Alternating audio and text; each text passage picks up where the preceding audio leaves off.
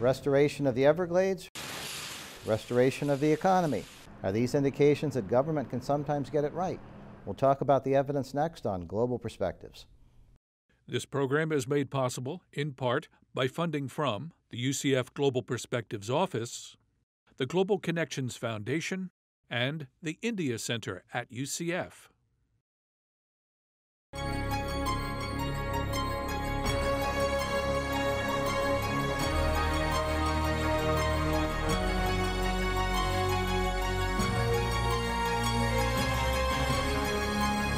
This is Global Perspectives with Pulitzer Prize-winning commentator John Bercia. Welcome to Global Perspectives. Does government ever get it? Sometimes, yes, and the results can be impressive. Thanks to governmental action to save the Everglades, that environmental resource, while still not safe, is on the mend. Author Michael Grunwald tells the story of that progress in his book, The Swamp. And thanks to governmental action to put together a stimulus package in 2009, Americans averted a full-scale depression. Grunwald, who also writes for Time magazine, tells the story of that progress in his newest book, The New Deal. Welcome to the show, Mr. Grunwald. Thanks for having me. Tell us about the first time you visited the Everglades. You know, it was the summer of 2000. I went in August, which is not the right time, I later learned, to visit the Everglades. And I have to say my reaction was probably pretty similar to a lot of those soldiers who came through during the Seminole Wars. I was like, well, this place is a mess. This is disgusting and sweltering and hot and sticky, and there are mosquitoes, and my ankles are wet, and why do people care about this place? Over time, I got to like it a little better. So when did you first come to the realization that this was something that was in danger, a danger that you appreciated personally, and you decided to do something about it? You know, I had started writing about the Everglades when I was at the Washington Post, and I was doing a whole series of stories about the Army Corps of Engineers, and mostly about how they were screwing up the environment on economically preposterous projects around the country. And the Everglades was supposed to be my good news story at the end. See, they can actually fix some of the stuff they messed up. Once I got down there, I realized that it was actually a much more complicated story, that they were doing the largest environmental restoration project in the history of the planet to try to fix the Everglades, but that it wasn't just a pure good news story about fixing man's mistakes, that there were some real questions about how it ought to be done, and how human beings can come to terms with their abusive relationship with nature. And I realized as I got into it that this was more than just a story about the Everglades itself, that it was sort of a story about really the development of South Florida, which was a really exciting story. And there really was a larger story about the story of man and nature in America's last frontier. And pretty soon I got obsessed and decided that I had to write a whole book about it. So tell us about the so-called river of grass. Why is it so important? Sure. Well, I think it's important, first of all, just for itself. You know, it's an amazing place. There are no other Everglades in the world. Even though it's not like the Grand Canyon or Yellowstone National Park, where the second you get there, you're full of awe. You know, I always say it's less ooh and ah than I mean, it's a really amazing place. And the gators and the panthers and the otters and, you know, the majestic wading birds that used to literally darken the sky. It's a very cool place. But it's also sort of the lifeblood of southern Florida. So not only for the bird watchers and hunters and fishermen and beachgoers and scuba divers who take advantage of the ecosystem and pour money into the Florida economy, but the aquifers that sit underneath the Everglades provide South Florida's drinking water. So really our economy is directly linked to it. And in fact, as we've destroyed the Everglades, particularly through our sort of exurban sprawl, you know, the kind of overcrowded schools and the traffic and just the sense that we're losing our sense of place, that we're becoming the New Jersey Turnpike with better weather, we've seen that sort of what's bad for the Everglades has been bad for us as well, which kind of leads to the larger thing that excited me about the Everglades, is that it really is the test. This is where we're going to figure out whether man is capable in living in harmony with nature, and this once $8 billion, now $15 billion Everglades restoration plan has become the role model for projects to restore the Chesapeake Bay, the Great Lakes, Louisiana's coastal wetlands. I even interviewed the guy who's in charge of restoring the Garden of Eden marshes in Iraq that Saddam Hussein destroyed, and he says the Everglades is his model. So this really is the place where if we can get it right, you could sort of imagine a new era of sustainable development and ecosystem restoration. But if you can't save the Everglades, where there's more science, where there's more rain, where there's more land in the public domain, and there's just this incredible, right-wingers and left-wingers, and like I said today, buffalo wingers, everybody wants to save the Everglades. So if you can't save the Everglades, you have to start to wonder what you can save. Tell us exactly how much progress has been made, because I think it's clear that we're not there yet. No, that's for sure. Well, really the challenge in the Everglades is to get the water right. The quantity, the quality, the timing, and the distribution. We used to have this really system that worked. It was called the Everglades, right? And it stored water in there were these torrential rains in the wet season. They'd be stored in Everglades wetlands, and you'd have plenty in the dry season. It provided flood control. It purified our drinking water. It provided all kinds of what people call ecological services. And now half of it's gone, and the rest of it is all screwed up. So the idea of the Everglades of restoration is to try to restore some of that storage so that we don't have to blast water into the estuaries whenever it rains, and that we don't run out of water during the winter. And there's been quite a bit of progress on the water quality side. We are starting to get the water cleaner. Not nearly clean enough, so we're just poisoning the Everglades a lot slower than we used to.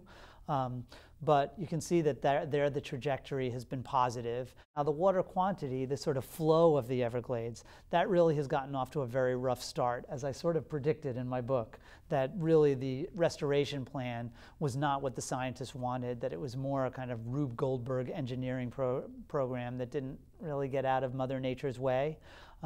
And so in the first sort of 8 to 10 years, there was really no measurable environmental benefits. But the good news is that the Obama administration in particular, and originally Governor Christ's administration in Florida, seem to have recognized that, and they're moving towards a much more natural, science-based approach to the Everglades, and where they're actually starting to get some projects done. They're starting to raise Tamiami trails so the water can flow underneath it. There are these C-111 spreader canals and all kinds of obscure projects, but that are actually getting done and showing some projects, so that hopefully in a few years you'll be able to show some biological projects. Hey, the birds are back, or hey, those wetlands have been restored. Now, you've referenced several animals that we commonly associate with the Everglades, but there are also the so-called invasive species. Pythons come to mind. Tell us about that problem and why it's such a disaster. There are all kinds of invasive species in the Everglades, like the melaleuca, Brazilian pepper, these evil weevils, and they, and in a very unusual ecosystem like the Everglades, sort of something, it's easy to throw it off, right? In the same way that phosphorus from the sugar fields has really wreaked havoc on the water quality and has really transformed the flora and fauna of the Everglades, just infinitesimal amounts. The same thing can happen with exotic species, where like with melaleuca, they kind of take over an entire field because there's nothing there to kill it. The pythons are the similar kind of problem, and it's a little bit more of a horror movie kind of problem, where they have no natural predators in the Everglades, and they're now breeding. And you don't want to have an 18-foot snake that eats everything in sight when you're trying to restore an ecosystem and bring back some of the flora and fauna that have been endangered. So it's a real challenge, and they're coming up with all kinds of the sort of snake-sniffing dogs, and they're putting in the little transmitters to try to get one snake to lead them to the other snakes. But the fact is, they're in there, they're breeding, and the Everglades is a tough place to get to them. Snakes, it's a lot more suited to snakes than it is for people trying to catch snakes. Why don't we shift gears to another environment where people say there are lots of snakes, Washington, D.C. And the New Deal. What is the New Deal? The New Deal refers to President Obama's stimulus bill, which has become this national joke, right? In Washington, people think it's $800 billion worth of levitating trains to Disneyland and mob museums and, condoms and sod on the mall and all kinds of ridiculousness that is not in the actual stimulus bill. What it actually was, it's called the American Recovery and Reinvestment Act. And it really did start America's short-term recovery and create long-term reinvestment. It's really the purest distillation of what Obama meant by change. It took $800 billion, $300 billion in tax cuts, and $500 billion in government spending. And the first thing it did was at a time when our GDP was crashing at a 9% annual rate, which are depression numbers. At that rate, we would have lost the entire economy of Canada in a year. It really put a floor under this free fall. And we had been losing 800,000 jobs a month. Passed the stimulus during Obama's first month in office. The next quarter, we had the biggest employment improvement in 30 years. It improved from absolutely hideous to just kind of bleh. But it absolutely, every independent economist that's looked at it believes that it added 2 to 4% to GDP, which really is the difference between contraction and growth. Even though the growth has not been what anybody wanted, it's a lot better than, the kind of 25% unemployment that we had during the Great Depression. Do you think the average person understands how close we were?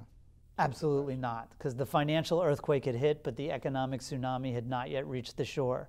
And that's why a year after the stimulus passed, the percentage of Americans who believed that it had created any jobs was lower than the percentage of Americans who believed that Elvis is alive. It's become hideously unpopular.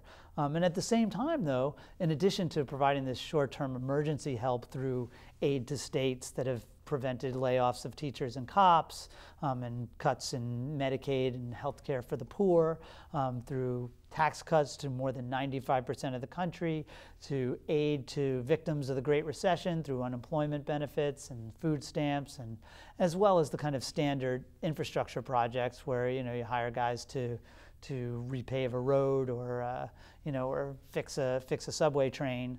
But this was also really some of the stuff that Obama had promised to change during the campaign. Suddenly he had all this money to go ahead and do it. And so there's $90 billion for clean energy when we had been spending just a few $billion a year. It's by far the largest energy bill in the history of America. It laid the foundation for healthcare reform by pouring $27 billion into electronic medical records. It's really dragging our pen and paper healthcare system into the digital age so that your doctor won't kill you with his chicken scratch handwriting.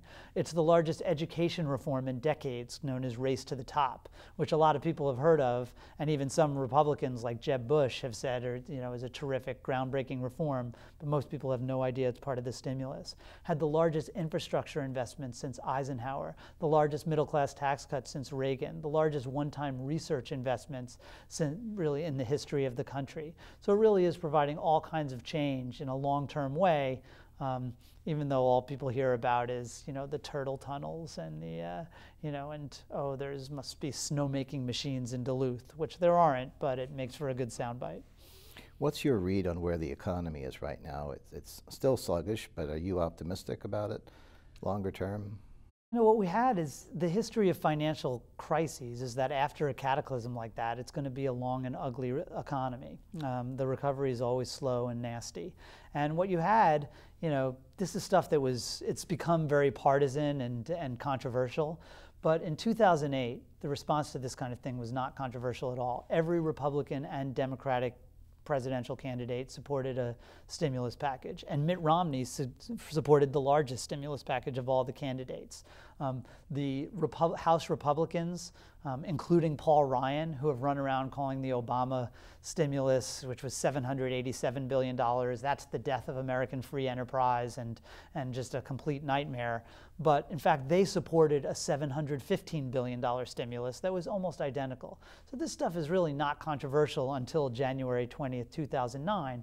What you've seen in the United States is from an absolute jobs disaster, you've seen a very, very slow and unacceptable recovery.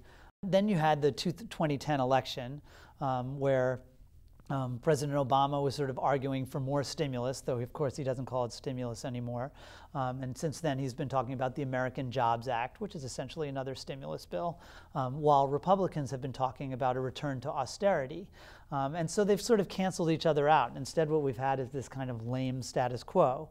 It's worth pointing out that in Europe, like Spain and Great Britain have sort of followed the Republican prescription of cutting spending during tough economic times, and they've lapsed back into a double-dip recession. while originally China, which had been doing more stimulus, was doing very well. Now they've stopped their stimulus and they're having problems as well. So it really is the kind of Keynesian model. When there's this much slack in the economy, you need some sort of federal impetus, because the private sector has not been doing it on its own. The idea is to get it to the place where the private sector will pick up the slack. So where do we go next? As you've said, this package provided stabilization, but with the divide that we have in Congress, how do we move forward? Well, one of the things that I try to tell, the subtitle of the book is The Hidden Story of Change. And one of the lessons is that Republicans, they came out and they decided, I tell the story about how even before Obama took office, they decided they were going to oppose just about everything. And they didn't really care, they didn't focus on the substance. They made this thing, they had a huge political victory by turning this into, making it sound like an $800 billion boondoggle, but they allowed Obama to essentially get a huge down payment on his agenda. And I talk about how after their big loss, they had the House Republicans had a retreat, and John Boehner, who's now the Speaker of the House, played a videotape of the vote, and he said, he got a standing ovation. And Eric Cantor, his deputy, said, we're going to have more votes just like this. And Mike Pence actually played a tape from Patton, where he's saying, we're going to run through the enemy like crap through a goose. And of course, Patton was talking about Hitler. Pence was talking about Obama. But the point was that they really felt like they were going to focus on just the politics of this, that they didn't control Congress anymore, and all they could do was try to win the message. And they did. Obama, on the other hand, who completely lost the message, but got huge portions of his agenda, not only through the stimulus, where he really did start to transform energy and education and healthcare, as well as the sort of structure of the economy through the tax code and infrastructure and research. But then later he went on with healthcare reform and the auto bailout and things that were equally unpopular, but really did, help him achieve his goals of change. This is a real referendum on, as you said at the beginning of the program, can government produce any positive change? There was a feeling that the 5 to 7% of the stimulus would be lost to fraud. That's what the independent experts said in advance. So far, it's been 0.001%.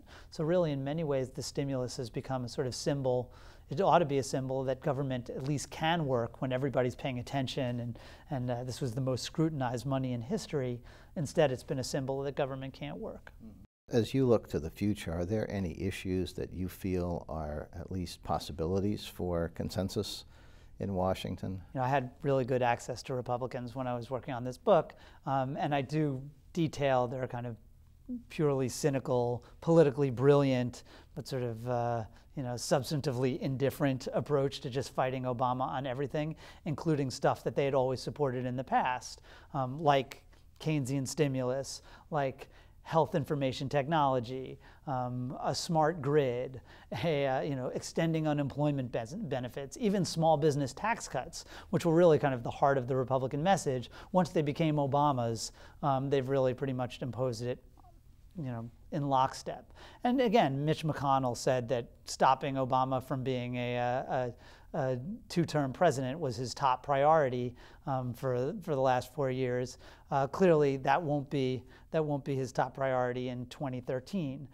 So I think the hope is that this purely cynical opposition to things that always had bipartisan support could disappear, and you could see some real cooperations on clean energy, certainly on health IT, if not the larger healthcare reform, on even perhaps a long-term deficit reduction deal that would provide, without cutting off the legs of the economy right now, provide some sort of long-term spending cuts and perhaps even tax increases that would sort of get our books in balance. And then beyond the kind of stuff I write about in the book, you could see how maybe Republicans would come along on something like immigration, which really has, the demographics don't look good for the Republican position on this.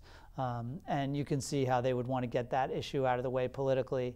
That's the sort of issue you could see some sort of bipartisan cooperation in the future.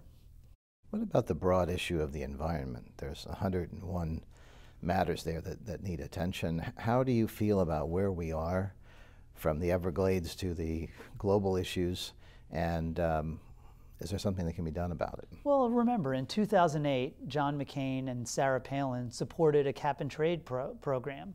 And then on January 20th, 2009, something happened. I don't know, it was like a cold day in Washington. There were like 2 million people out on the mall yelling like, yes, we can, yes, we can.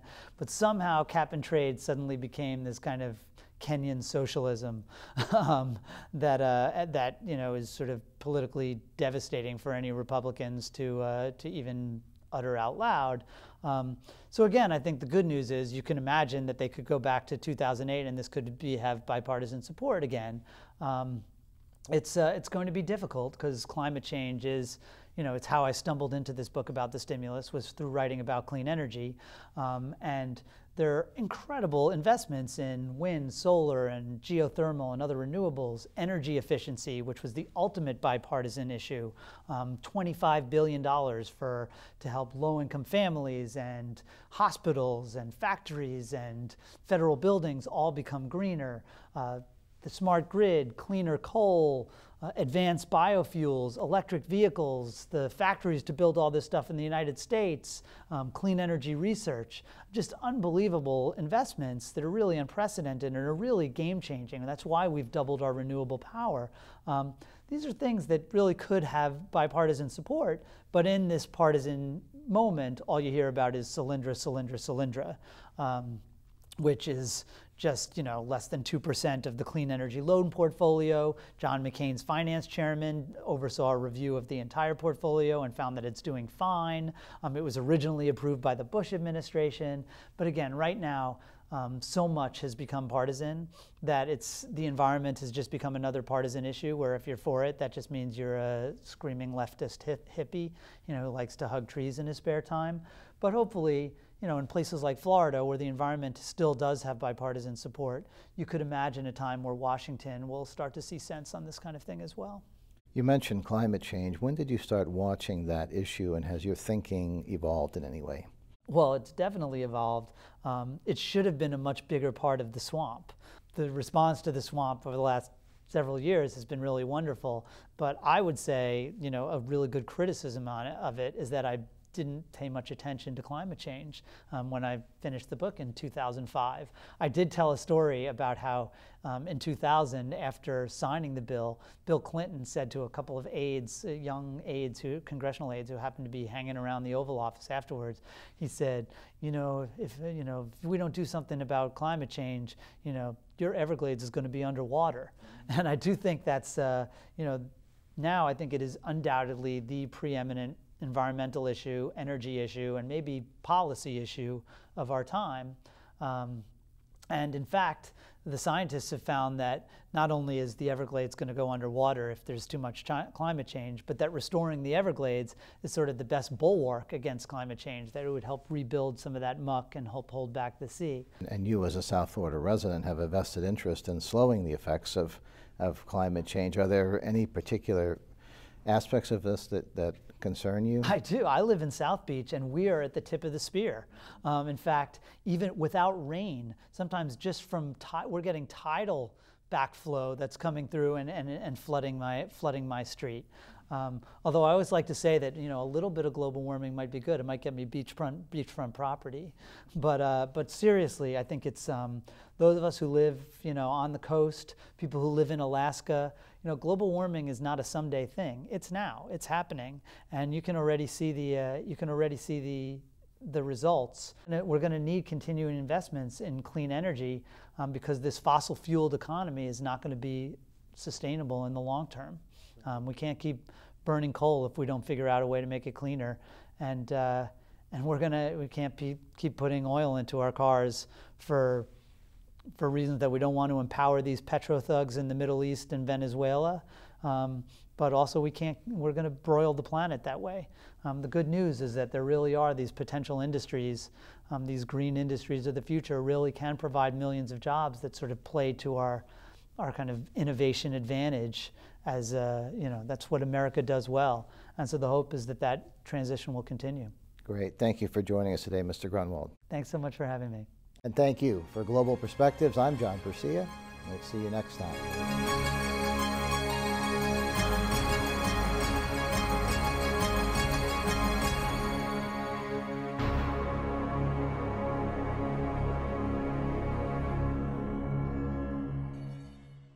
This program is made possible in part by funding from the UCF Global Perspectives Office, the Global Connections Foundation, and the India Center at UCF.